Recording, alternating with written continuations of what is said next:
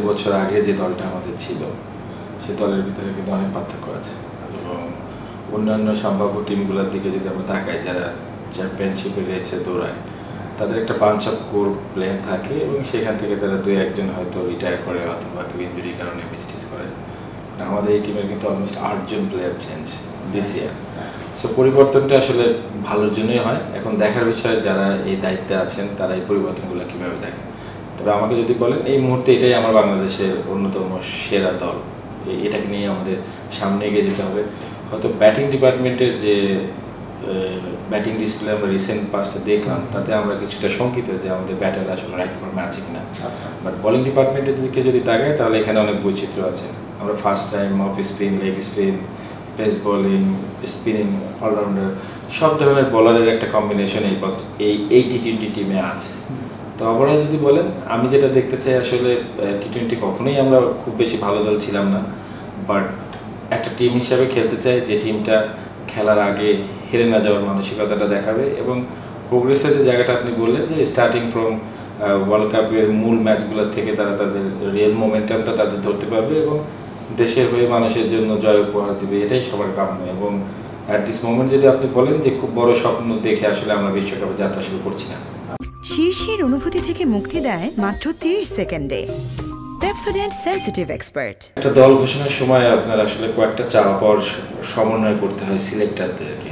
সেটা হলো আপনি কোচের একটা চাওয়া থাকে, ক্যাপ্টেনের একটা চাওয়া থাকে এবং সিলেক্টরদের একটা নিজস্ব মতামত থাকে। তো তিনটার কম্বিনেশনে আসলে একটা টিম দিতে হয় এবং সেই জায়গাটায় যদি দেখেন তাসকিনের ইনজুরি আমার মনে হয় যে সাইফুদ্দিনের জন্য দলে জায়গা পাওয়াটা অনেক বেশি কঠিন করে তুলেছে এবং তারা সন্দিহান যে আসলে শেষ পর্যন্ত ওয়ার্ল্ড কাপে তাসকিন ইন করতে পারবে কিনা। তো সেই জায়গাটায় তারা ওই চাপটা না নেওয়ার জন্যই হয়তো আমাদের সাকিবকে নিয়েছে। বাট অ্যাট দিস মোমেন্ট যদি আপনি পেস ডিপার্টমেন্টের জায়গাটায় দেখেন তাহলে আমার মনে হয় যে Shakib is the best choice. সেই জায়গাটায় আমার মনে হয় সিলেক্টররা রাইট পিপলকে চুজ করেছে। টি-20তে যেটা হয় আপনার আসলে একদম শেষ পর্যন্ত আসলে অত ব্যাটার দরকার হয় না, আপনার পার্টিকুলার স্পেশালাইজড বলারগুলোর আর ভূমিকাটা অনেক বড় বেশি থাকে এবং সেই জায়গাটা আমার মনে হয় কোচের চাওয়াটা একটা প্রাধান্য পেয়েছে। যেটা আপনাকে বললাম, আপনি হয়তো ভাবছেন যে ক্যাপ্টেনের হয়তো একটা চাওয়া ছিল সাইফুদ্দিন শেষ পর্যন্ত ব্যাটিং অর্ডারটা ভালো হতে পারে, বা টিম কম্বিনেশন এসে যে উইনিং মোমেন্টামটা ক্যারি করা এবং প্ল্যানিংয়ে যে জায়গাটা, সেই জায়গাটা আমার মনে হয় যে কোচ ক্যাপ্টেন আসলে ঠিক করে যে আসলে কাকে দিয়ে কোন কাজটা করা। কিন্তু সাইফুদ্দিনকে দিয়ে হয়তো ব্যাটিং না করিয়ে বোলিংটার দিকে প্রাধান্য দেওয়া হয়েছে এবং বোলিংয়ের প্রাধান্যটা যদি দেওয়া হয় তাহলে আমার মনে হয় যে সাকিব সাইফুদ্দিন থেকে অনেকখানি এগিয়ে থাকবে। আমাকে পার্সোনালি আপনি জিজ্ঞেস করেন তাহলে আমার মনে হয় যে মিরাজকে রাখলে ভালো হতো। আমি আসলে ওকে ক্রাইসিস মোমেন্টগুলোতে দেখেছি, সে দারুণভাবে নিজেকে মেলে ধরতে পারে। আমরা তো আপনার টি-20 ফরম্যাটের বেস্ট অফ স্পিনারটাকে নিয়েছি, বাট সামহাও যদি নতুন বলে কোনো কারণে শেখ মেহেদী আপনার বোলিং না করে সেদিন হয়তো আপনাকে মনে হতে পারে যে আজকে মিরাজ থাকলে হয়তো ভালো হতো। বাট টিম কম্বিনেশনের যে জায়গাটা থাকে সেখানে অবশ্যই একটা প্ল্যানিং হয়তো আপনার আগানো হয়।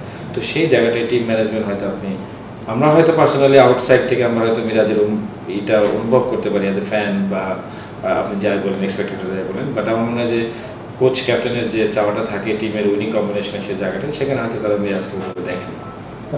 এবং এই ফরম্যাটটা আমরা এখনও আসলে ইন্টারন্যাশনালি বড় দলগুলোর দিকে তাকালে তারা যেভাবে রান হচ্ছে, মানে তারা যেভাবে খেলাটাকে গ্র্যাব করেছে, আমরা অনেকখানি পিছিয়ে আছি। এবং যে কাজটা হতে পারে আমাদের টিমটার ক্ষেত্রে যেটা বলা যেতে পারে যে আমরা আসলে মোমেন্টামটা যেটা আপনি বলেছেন টি-20-র একটা সার্টেন মোমেন্টাম সার্টেন ডে লাগে যে এই ডেতে এই প্লেয়ারগুলো জ্বলে উঠলে আমরা হয়তো কাউকে সারপ্রাইজ করতে পারি এবং হারিয়ে দিতে পারি। সেই জায়গাটায় হয়তো আমরা কিছু ম্যাচ হয়তো এটা করতে পারি। বাট ওভারঅল যদি আপনি বলেন তাহলে বেশি দূরে চিন্তা করাটা মুশকিল। বাট আমার পার্সোনাল অভিমত হলো আমি চাই আমার টিমটা শেষ পর্যন্ত ফাইট করুক, হার জিত থাকবেই, বাট আমরা যেন খেলার আগে হেরে না যাই।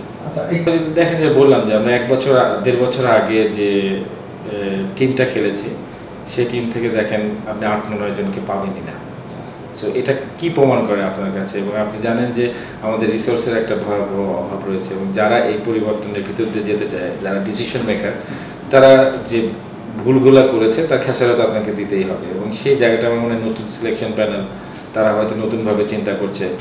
আমার কাছে একটাই রিকোয়েস্ট যে এই সংস্কৃতি থেকে আমাদের বেরিয়ে আসতে হবে, যে আমাদের রিসোর্সের কোয়ালিটি প্লেয়ারের সংখ্যা খুবই কম, হাতে গোনা কয়েকজন। এবং এর বাইরে যাওয়ার আসলে খুব বেশি অপশন নেই সিলেক্টরদেরকে। আমরা হয়তো কাঠগড়ায় দাঁড় করাতে পারি, বাট যে প্রক্রিয়াতে আমরা আসছি এবং যে প্রক্রিয়াতে আমরা যাচ্ছি এই দুইটাই আপনার একটা কোশ্চেন মার্ক এরিয়া। এবং সেই জায়গাটায় আসলে আমাদের খুব বিচক্ষণতার সাথে যারা এই দায়িত্ব পালন করবেন তাদেরকে সিলেকশন, যেটা বলেছি যে প্লেয়ারদের সিলেক্ট করা এবং সিলেক্টেড প্লেয়ারদেরকে ছুঁড়ে ফেলা, এই দুইটা প্রক্রিয়ার সাথে যারা জড়িত থাকবেন তাদেরকে অনেক সাবধানতার সাথে কাজ করতে হবে। না হলে আপনি যেটা বলেছেন যে এই যে ব্যাটিং লাইন আপের কথা বলছেন বা যাদের অল্টারনেট আপনি পাবেন, আপনি যদি খুঁজতে চান আপনি কিন্তু দেশের ওভাবে কাউকে পাবেন না যাদেরকে বাইরে রেখে এই বাংলাদেশ টিমটা করা হয়েছে। তো সেই জায়গাটা আপনার প্রশ্নের অ্যান্সারের জন্য বলছি যে আসলে প্লেয়ারদের অপশন যাবে, এটা একটা স্বাভাবিক প্রক্রিয়া, বাট যে ওয়েতে ক্রিকেটটা রান হচ্ছে বর্তমান সময়ে সেটার সাথে তাল মিলিয়ে চলার জন্য যে ধরনের ক্রিকেটার আপনাকে তৈরি করা দরকার সেই জায়গাটায় আমাদের আসলে নজর দিতে হবে।